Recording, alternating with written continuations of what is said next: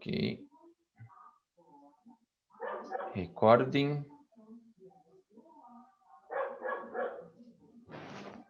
Certo, então, quem acompanhou os últimos 7 vídeos percebeu que falamos de 7 casais da jornada brasileira, seja na literatura, seja na história, quer dizer, casais do devir do Brasil.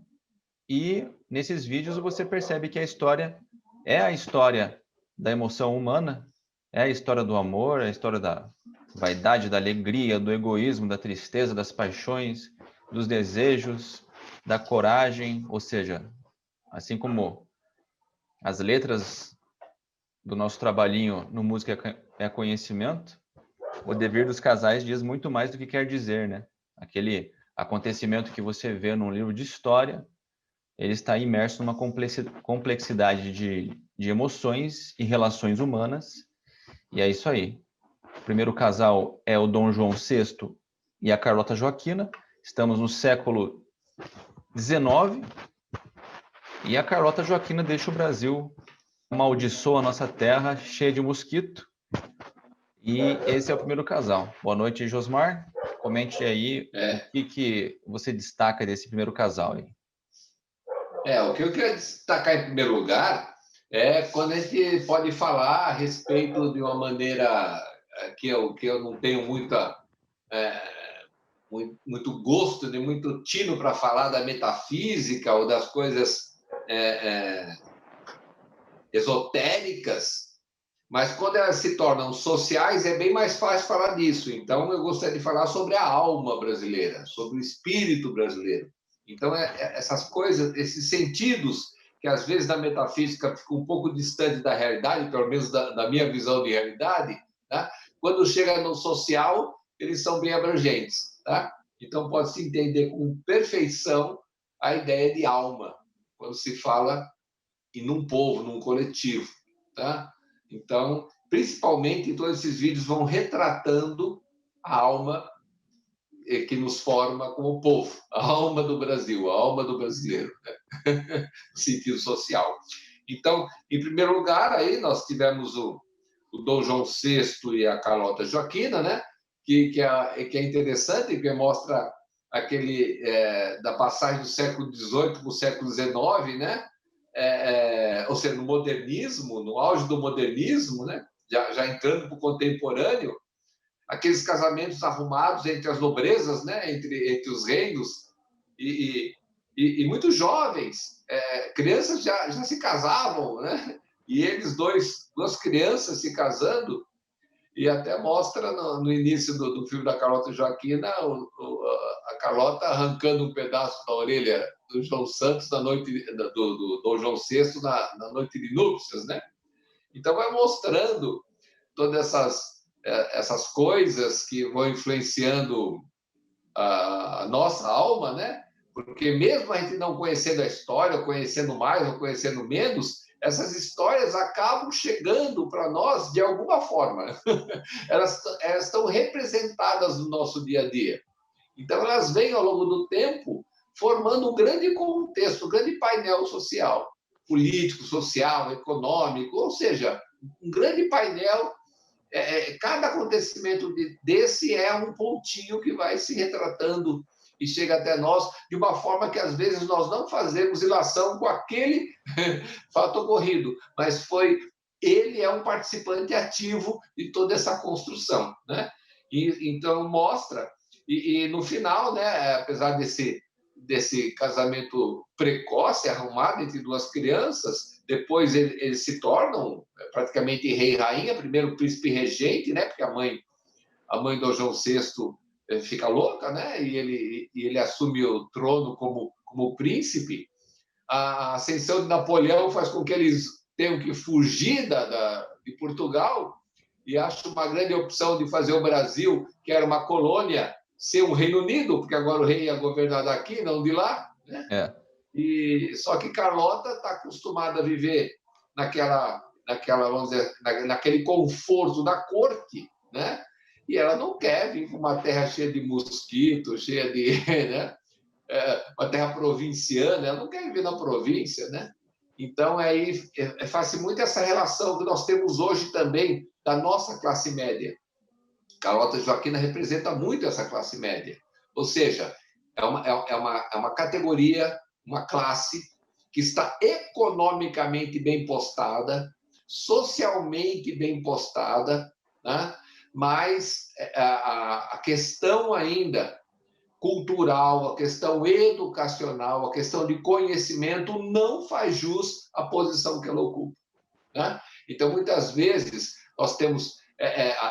não é só a Carlota, não. Hoje nós temos presidentes, ministros, engenheiros, médicos, professores, que a educação, que a formação, que o conhecimento, que a empatia, que os conhecimentos gerais todos não fazem jus ao cargo que ocupam, mas eles se acham merecedores de estar naquela classe média, porque o que eles querem, na verdade, é um status, uma maneira de se estabelecer acima, como burguesia ou como nobreza na época, acima da miséria, acima do proletariado, acima da plebe, né?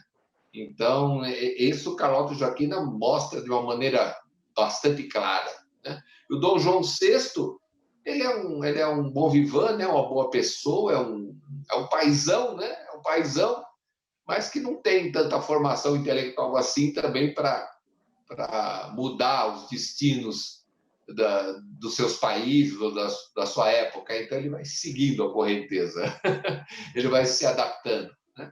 E ele deixa, como nós citamos na narrativa sua, né, na narrativa do Robson, ele cita a herança do Dom João VI, que é praticamente a independência do Brasil, né? Ele já antecipa a independência, fala: olha, isso aqui vai ser independente, então, Pedro, põe a coroa sobre tua cabeça, antes que algum aventureiro lance mão dela. Então, ele já deixa o caminho aberto para a independência, e Carlota Joaquina deixa essa coisa, né? Independente ou não, vocês são terceiro mundo, cara. Vocês são do lado de baixo do Equador, né? Eu só lembrando essas analogias que eu sempre faço, esse termo lado de baixo do Equador é um termo da música do Chico Buarque, né? Não existe pecado do lado de baixo do Equador, né? Ou seja, para cá. E numa música do Chico e do Vinícius também ele faz ilação quando ele faz o samba de Oli, que ele manda um recado para o Vinícius voltar ao Brasil, que ele está exilado. Ele fala: olha, veja o meu Rio de Janeiro antes que algum aventureiro lance mão. Relembrando justamente a frase de Dom João VI, antes que as pessoas venham aqui, tomem posse daquilo que é nosso. Mas e assim inicia a nossa representação dos grandes casais da nossa história, da nossa literatura e da alma brasileira. Mas é isso aí. Okay. Bom, partir para o segundo casal. O segundo casal, ele escancara a realidade de muitos casais, né? É curioso pegar essas pessoas marcantes na história e colocar elas como pessoas comuns, cheias de inquietações que se assemelham a muitas pessoas, a qualquer pessoa. Então, agora o segundo casal é Dom Pedro I e a Leopoldina. O Pedro, machistão, né? Com todas as suas amantes. A Leopoldina e aquele amor maternal. Dizem que a Leopoldina, alguns historiadores dizem que a Leopoldina morreu de desgosto, né? E morreu jovem. O que você me diz aí desse segundo casal, Josmar? Muito retrato do homem brasileiro, né? Parece que ele já indicava: olha, nós vamos ser assim, né? Assim, meio machões, meio cafajestes, né? O termo é um pouco pejorativo, mas ele é um termo que é real, né? O que é o cafajeste? O cafajeste é aquele que não respeita os limites éticos ou morais de uma época. Ou seja, o cafajeste é aquele que avança o sinal das relações amorosas, que avança o sinal... ou seja, Hoje, o nosso cafajeste seria o deputado que vem por trás de uma deputada e dá um guentei nela, né? É um cafajeste, né? Ou seja, você faz algumas exposições, tá? de comportamento que são absolutamente fora de um contexto ético ou, às vezes, de um contexto moral dentro de certas condições sociais. Tá? Então, o Pedro era um cafajeste, assim como o homem brasileiro né? É um cafajestão. Né? Nós temos nosso cinema, né? Está muito marcado nisso, nossa música, nossa literatura. Ou seja, a imagem desse cafajeste sempre permeou o amante latino, ou seja, a imagem desse cafajeste sempre permeou. E o nosso herói da independência, o nosso grande Dom Pedro, sempre nos transmitiu essa ideia cafajeste, e às vezes é difícil a gente enfrentar ela porque ele justifica, né? A ideia do herói que justificou, né? A imagem de cafajeste. E no final do vídeo até ele coloca a música da Amélia, que ironicamente é a segunda esposa de Dom Pedro, que veio depois da morte da Imperatriz Leopoldina, né? Que ela acaba sendo, de uma forma irônica, representada com a Amélia pelos versos que nós citamos, né? do Mário Lago, do Ataúfo Alves, né? Aquela antítese, né? Do que seria a mulher liberdade nos olhos do cafajeste. E então ele marca assim, nós brasileiros temos muito de Dom Pedro, e nossas mães, nossas esposas, nossas irmãs, nossas mulheres têm muito de Leopoldina, né? E agora é difícil, porque os dois estereótipos eles devem ser superados, né? Porque a Leopoldina não precisa sofrer tanto assim, e o Dom Pedro I não há necessidade de ter essa posição machista e cafajeste tão forte, tá? Mas devemos a ele a nossa independência. E a Domitila, ela se apaixonou mesmo por Dom Pedro ou ela estava buscando uma segurança ali para ela, para os filhos dela, naquela situação? O caso da Domitila e Dom Pedro, né, se ela se apaixonou muito, fica uma incógnita que se une à terceira história, né? Ou seja, a incógnita que nós vamos conversar daqui a pouco entre o Bentinho e a Capitu, né? É uma ficção que lembra muito a incógnita, né? Se nós estamos falando em quê? Numa mulher apaixonada por um imperador, numa mulher que queria se aproveitar do imperador, o imperador que queria se aproveitar das mulheres, o que era aquilo? É muito difícil de dizer. Então, isso vai muito da imaginação, né? Os historiadores vão fazer as suas versões, as suas análises, os seus contextos, né? Mas sempre ficará na alma brasileira essa ideia, né? Do marido, nossos avós, um pouco dos nossos pais. Eu tenho 60 anos, então eu diria nossos pais e avós viveram isso, onde os homens tinham, sim, uma esposa em casa e uma amante fora. E isso era comum, né? Isso era normal, isso era socialmente aceitável para toda uma classe média que se dizia moralista, né? Então, o que é a Domitila? Coitada da Domitila. Ela talvez tenha sido uma outra vítima da história. Falar em 60 anos, hoje, se minha mãe estivesse viva, ela estaria completando 59. Hoje é aniversário dela. O terceiro casal vem de Machado de Assis, Bento e Capitu.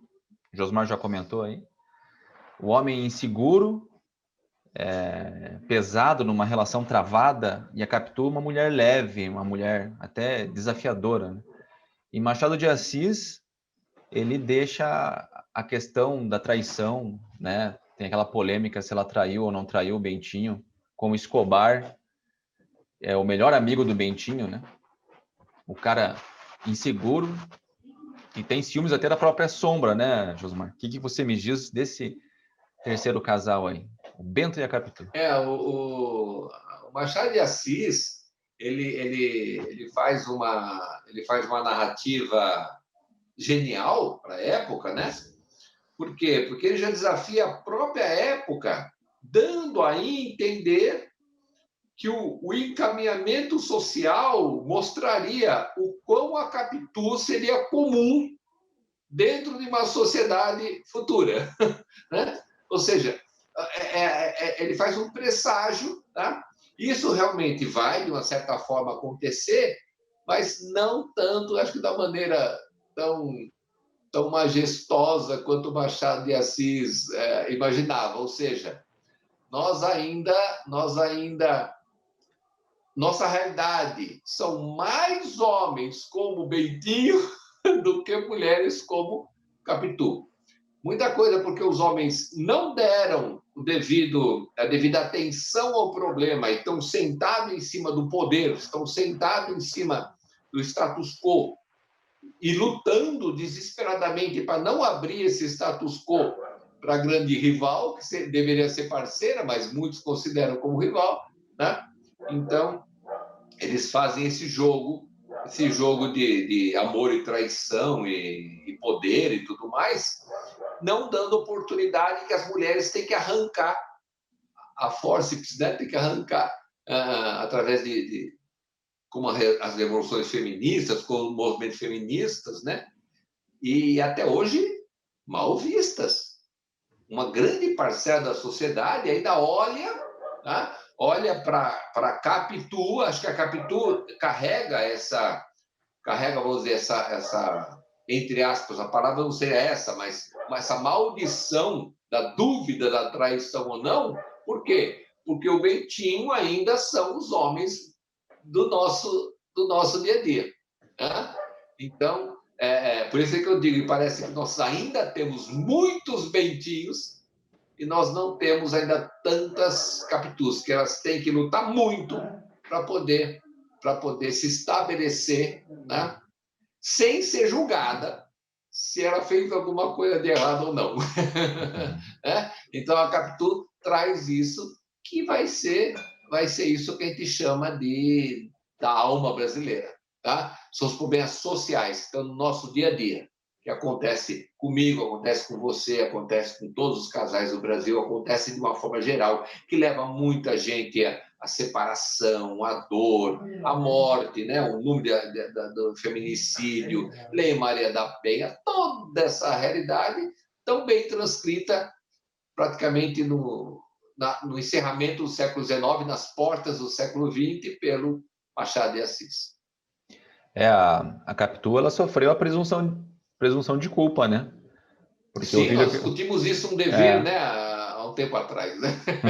O filhinho que ela teve com o Bento, tem aquele cenário que ele faz imitações, né, o Piazinho, e ele imita várias pessoas, mas quando ele imita o Escobar, ele olha assim, mas como imita, né, bem o Escobar, né? Fica até parecendo o Escobar, né? Começa a criar, né, será que é meu filho mesmo? Mas ele imitava várias pessoas muito bem, né? Inclusive o avô, ele imitava o avô e tudo, mas tudo bem, né? Aí, bom, deu no que deu. Vamos para o quarto casal, que vem de Guimarães Rosa e traz uma história de amor entre dois guerreiros, dois jagunços, dois cangaceiros, uma paixão, um amor paradoxal, uma improbabilidade, né? Um guerreiro que se apaixona por outro guerreiro e todo esse conflito que o Riobaldo vive sentindo, né? Aquilo, como lidar com esse sentimento proibido, com uma emoção que ele não pode ter, que não pode, mas que não é normal. Olha a norma aí, né? Não é normal essa emoção, sentir isso. Desses casais do Devir, esse casal é o mais intrigante, né? E dá gancho para uma série de reflexões acerca do sentimento permitido, o que você deve sentir, o que você não deve sentir. Quem tem a legitimidade para autorizar ou não o que as pessoas devem ou não sentir. O Diadorim deixa uma grande lição, né? Ele diz para Riobaldo, é preciso ter coragem, é preciso ter coragem. Só que o Reobaldo acaba tendo essa coragem tarde demais. O que você destaca dessa grande e linda história aí, Júnior? O que eu vejo na história aí do Reobaldo do Grande Sertão Veredas, né? Uma beleza de história, que nesse sertão selvagem, nessa natureza, não há tanto moralismo quanto a gente imagina, não. Tá? Existem, sim, tabus a serem vencidos, mas eles são muito mais de foro íntimo do que foro social. Tá? Dentro daquele cangaço, daquele vida sertaneja, não tem muita essa imposição de que eu posso, não posso, não é certo isso ou não é certo aquilo. Aquilo, me parece, de novo, aqui nós estamos abaixo da linha do Equador. Lá tudo pode. Lá não tem essa hipocrisia da classe média, esse tipo de coisa que nós acabamos de discutir, não estão presentes ali. Ali existe um choque moral no sentido de individual. Tá? Então, valores e princípios que a pessoa carrega como caráter, como personalidade, e eles começam a se confrontar com os sentimentos que ela mesma carrega. Então, é uma luta muito mais interna, que sofre tanto o Reobaldo quanto a de Adorim. Tá? Então, não é uma luta que nós estamos dizendo social. O drama social da história se dá na miséria, na violência, na luta pela sobrevivência, no estabelecimento de todas as questões do cangaço e dos sertões. Tá? Isso se dá ao lado social, mas juntamente no particular existe, que essa é a grande sacada do Guimarães Rosa, é o particular de Reobaldo e de Adorim vivendo os seus dramas particulares, que não estavam no juízo da sociedade. Não tinha nenhum cangaceiro lá, nenhum chefe falando para eles, você pode fazer isso ou pode fazer aquilo, vocês podem ou não ter um caso ou coisa parecida. Mas ele de certa forma, sentia toda uma atração, um carinho, um afeto, um amor, uma preocupação, que ele não sabia direito dar o nome, por um companheiro que passava os limites do companheirismo. Tá? E ele mesmo lutava contra aquilo por razões que só a ele pertenciam. Tá? E do outro lado, é claro que tem nesse lado aí uma história também que está dentro do livro, para quem lê, né? Que é a questão de Fausto, tá? que ele possivelmente, assim como nós não sabemos se ficou julgado se o Bentinho foi traído ou não pela Capitu, nós não sabemos se Reobaldo fez ou não um pacto com o diabo. Aquele pacto que Fausto, na mitologia, faz com o demônio, o Reobaldo, pelo menos, tenta fazê-lo. Tá? Então a figura do tinhoso, vamos dizer assim, muito comum nesse sertão, tá sempre presente na história. Tá? Como se dissesse assim, as forças da natureza aqui não estão sendo regidas por Deus. É uma coisa interessante. Tá? Então, o filme tem esse lado didático, confrontando com o costume, vamos dizer, cristão nosso. Uhum. Tá?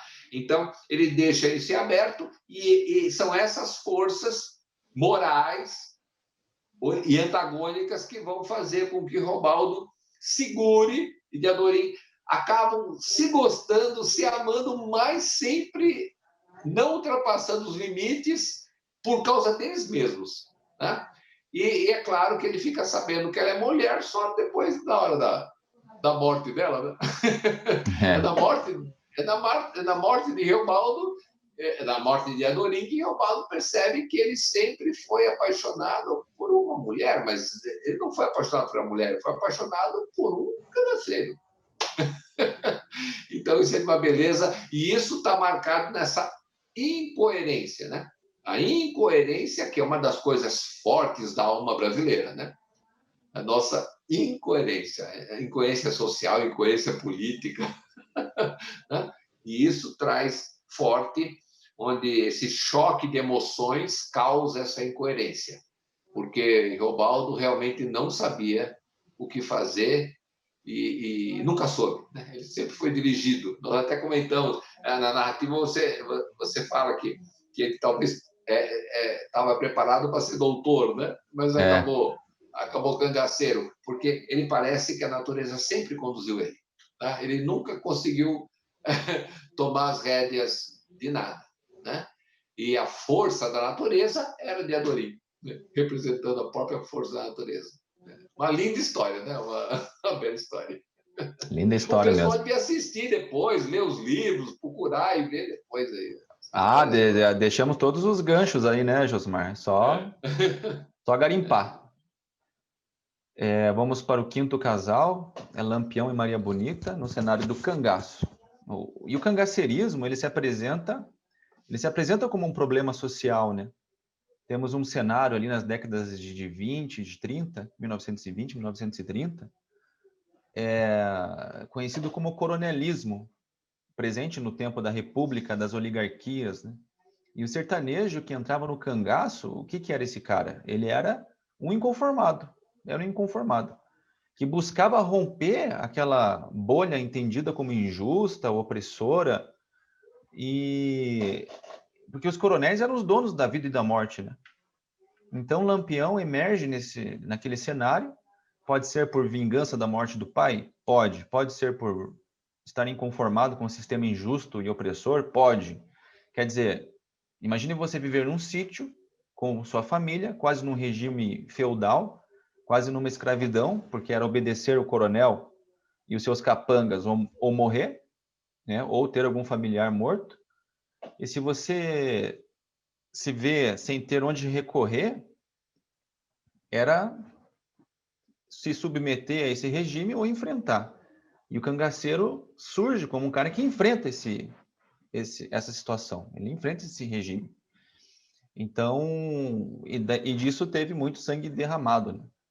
Também tinha a figura da mulher cangaceira, Maria Bonita, que abandona o seu marido para entrar no cangaço. Ela acaba conhecendo Lampião nesse contexto. E agora imagine, se a mulher ainda hoje é subjugada, imagina a mulher no sertão nas décadas de 20 e 30. E dessa realidade miserável e desgraçada surge esse casal de cangaceiros que ficaram na história do sertão e na história do Brasil, né? E que é um debate polêmico, né, Josmar? Uns chamam Lampião de bandido, sanguinário, saqueador, e outros olham mais o lado revolucionário, no sentido de romper com uma bolha que promovia o mando de poucos sobre muitos. Se for até colocar naquele contexto dos valores da Revolução Francesa lá, o sertanejo não tinha liberdade, o sertanejo não tinha igualdade e fraternidade passava perto da situação do sertanejo. O que você Você me diz sabe aí? que a história de Lampião e Maria Bonita já é muito mais conhecida, né? Nós não precisamos entrar em detalhes da história e tudo mais, todo mundo conhece bem mais, né? Culturalmente e tudo mais. Mas uma coisa é importante, eu acho que o final da história de Lampião e Maria Bonita, eu digo que o final é só quando a cabeça dos dois é entregue à família, nos anos 60, no final dos anos 60, ou seja, durante praticamente o regime militar, né? É entregue para as famílias, para elas descansarem em paz e pôr fim naquela exposição macabra, né? De você colocar as cabeças deles lá. O ocorrido em 69, se não me engano, que ocorre esse sepultamento, essa entrega, é o fim da revolta de Canudos. Tá? Eu digo a revolta de Canudos por quê? Porque o sertão começa a aparecer como o sertão desta forma, retratado na cultura brasileira, em Canudos. Tá? Ou seja, no final do século XIX, vamos dizer assim, nas portas da República, porque o coronelismo foi criado pelo Império, tá? É uma forma de Dom Pedro II, já em Dom Pedro I já tinha, mas Dom Pedro II, principalmente, em dar patentes de militar a certos proprietários de terra para garantir a fidelidade do Império. Tá? Isso acabou se convertendo, ora, no fortalecimento das forças imperialistas, ora no movimento das forças republicanas, perdeu-se o controle disso, tá? Mas no Nordeste houve um confronto à parte. Tá? Por quê? Porque uma vez o Brasil República, houve uma força desproporcional, com sucessivas derrotas, até haver um massacre para exterminar Canudos. Tá? E esse extermínio de Canudos não foi o extermínio do sertão, ou seja, da figura do cangaceiro, da figura do sertanejo, da figura do miserável, da figura do errante, não. Tá? E isso acabou culminando em toda uma herança que está aí a de Adorim, está aí o Lampião, está aí todo o cangaço, está aí toda essa história de praticamente 60 ou 70 anos no agreste brasileiro, nordeste brasileiro, que compõe toda essa parte de cangaço que vai culminar com a morte do Lampião, decepar as cabeças. Eles precisavam ser massacrados. Né? Então, precisavam ser massacrados. Então, não bastou fazer esse Canudos, não bastou fazer com o Lampião, temos que jogar a cabeça deles, temos que botar, ou seja, mas mesmo assim não conseguiram fazer com que essa história do cangaceiro ser apenas e tão somente um bandido não colou. Tá? Não colou. Não colou com o Antônio Conselheiro, não colou com o Lampião. Não que eles não tenham sido bandidos, pistoleiros, mas eles estavam numa luta onde as forças da sobrevivência, da miséria, da natureza são maiores do que essas condições sociais e morais que não estavam presentes na vida dele. Não há. É como você chegar agora para um rapaz que nasce numa favela do Rio, que mal tem educação, que é colocado uma arma na mão dele. Não, ele teve oportunidade de ser. Como tem oportunidade? Quem manda lá é o chefe da boca de fumo, cara. Ou ele morre lá, ou ele cai fora, ou ele mata. As realidades são outras. Nós não podemos chegar aqui e falar: não, isso aí é um assaltante. Não. É toda uma condição social que eles estão à margem da lei, estão completamente à margem da lei. Mas as volantes também estavam à margem da lei. Lei não existia nem para um lado nem para o outro. Os coronéis estavam à margem da lei. Imagina agora um capitão de volante que nem patente tinha também, nem patente oficial tinha, cercar o bando em nome do Estado, matar eles e cortar a cabeça e levar em exposição. Aí já diz tudo, tá? Então, a lei não serve como parâmetro nesse caso. Por isso é que não conseguiram, né? Então, eu faço isso que marcou e marca hoje. Hoje, se nós temos aí essa turma invadindo cidades aí no sul, que são os novos cangaceiros, né? Fecham a cidade, assaltam os bancos, tudo mais, tal. Hoje, a diferença é que perdeu o romantismo, tá? Perdeu o romantismo e perdeu a questão social. Hoje, esses novos cangaceiros, tá? Eles estão munidos de tecnologia, de força bélica, de conhecimento e tudo mais, mas eles estão dentro da mesma realidade social, sim. Só a temática que mudou, mas a realidade social continua a mesma ainda. E se nós, como nação, não resolvermos esse problema, nós ainda teremos esse enfrentamento por muito tempo ainda, tá? Ou seja, uma...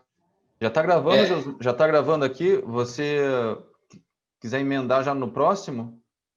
Tá, já emenda no próximo, depois você corta lá o Lampião onde deu, tá bom. Tá bom, então já pode emendar aqui no sexto casal, Anitta e Giuseppe Garibaldi, um amor arrebatador no contexto conturbado, né? Já pode fazer o teu comentário aí, Josmar, desse casal. A gente vai pro sétimo. O Giuseppe Garibaldi, o que eu vejo é a semelhança, né, que o Garibaldi tem com a figura do Che Guevara, né? Se você analisar assim, você vai ver muita semelhança no que representava essa questão do guerreiro, né? Ou do guerrilheiro, aquele que tem várias lutas, que vai pelo mundo para lutar. Então, o Giuseppe Garibaldi passava essa ideia, né? A grande diferença é que Che Guevara não tinha a Anitta, né? A Anitta foi a grande companheira que, ao longo de toda a vida do Garibaldi, ele só teve uma mulher realmente, né? Porque foram só 9, 10 anos de casamento, mas só uma mulher que o acompanhou de verdade nas batalhas, né? E que fez muito, principalmente pela vitória, pela unificação italiana e pela Revolução Farroupilha. Então, Anita Garibaldi, com essa questão de ela ficar transitando principalmente as munições e levando as munições para as tropas, fazendo esse translado que ela fazia tanto aqui na Revolução Farroupilha quanto lá na Europa, não deixando faltar munição para as tropas, foi fundamental nas vitórias que eles tiveram, né? Isso marcou muito a história da América e da Europa. Então, essa história nossa vai além, né? Isso vai além. A história de Anitta e Giuseppe, ela transpassa a ideia do devir, né? Porque ela joga essa relação que tinha já nessa questão da cultura sulista, da Revolução Farroupilha, da cultura do Sul, unida com aquela valentia italiana de Giuseppe Garibaldi, ela joga para o mundo. A representação de um casal que marca a história do mundo e não a história do Brasil, né? É muito interessante essa história, muito boa. Muito boa mesmo. Vale a pena dar mais uma garimpada nessa aí. E para Vai fechar... falando só que eu vou pegar aqui o papel aqui, espera um pouquinho. Vai falando. Tá. E o último casal, no último casal está explícito o que eu falei no início, né? O que chamamos de história é a história das emoções humanas e tudo que tudo que delas acaba emergindo como realidade transformada. Dá para tirar muita coisa desse episódio do João Dantas com Anaíde Beiriz, começando pela Revolução de 30, a ascensão de Getúlio Vargas no poder, e tudo isso tem a ver com esse casal e com o que aconteceu depois, né? Você vê que a importância dessa relação a importância do acaso, né? A importância do acaso é impressionante como ele vai determinar a história da República, né? A história que nós estamos vendo hoje. Essa história mexe com a nossa contemporaneidade agora, né? O nosso dia a dia está marcado pela história de Anaíde Berizzo e João Dantas, né? Em todos os aspectos sociais, de amor, de políticos, de tragédia, de tudo que nós conversamos até anteriormente, desde lá do Rio Paulo, do Lampião, da Anitta Garibaldi, está tudo aqui, presente, né? Até escolhemos de propósito para encerrar, né? Porque é uma síntese da história brasileira, né? As coisas que acontecem, fala assim, nossa, nem escrevendo uma novela seria tão surreal e tão impressionante, né? E tão interessante. Mas eu queria fazer alguns comentários rápidos aí. Primeiro, tá? Luiz Gonzaga e Humberto Teixeira, que são os criadores da música Paraíba Mulher Macho, fazem, na verdade, essa música como um jingle político, tá? Em 1950, por aí. Tá? Um candidato ao Senado lá na Paraíba, também Zé Pereira, tá? Ele vai se candidatar em 1950 e o Luiz Gonzaga e Humberto Teixeira fazem esse jingle para a campanha dele, né? E eles vão remeter, né? Vão lembrar de tentar fazer uma ilação com o nome Zé Pereira dele com o nome do Zé Pereira, que era o coronel de Princesa, né? Que fazia a tradição paraibana, né? E aí vão fazer toda aquela ideia de quem foge na música, né? De quem foge da seca, depois volta, porque traz a imagem da Paraíba na mente, e traz a recordação do Zé Pereira, né? Tudo isso aí está na música, né? E o engraçado é que outra analogia que eu ia fazer, essa questão de Zé Pereira, está todo vinculado num nome carnavalesco que vem já desde Portugal, né? Que vai ser o grande boneco, o grande atrativo, o grande palhaço dos blocos de carnaval já desde o século XVII. Tá? Ele veio para o Brasil e os blocos do Zé Pereira se espalham por várias regiões do Brasil.